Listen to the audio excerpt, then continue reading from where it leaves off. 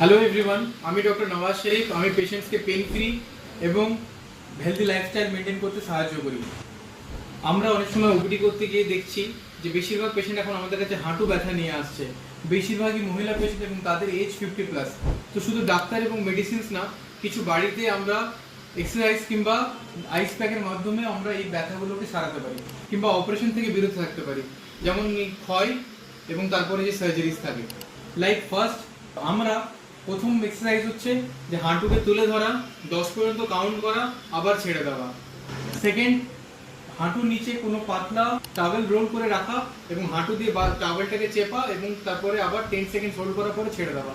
Third, অ্যাঙ্কেলকে ধরে টানা কিংবা রাবার ব্যান্ড কিংবা কোনো গামছার মাধ্যমে আবার এগেইনস্ট রেজিস্ট্যান্ট খেলা।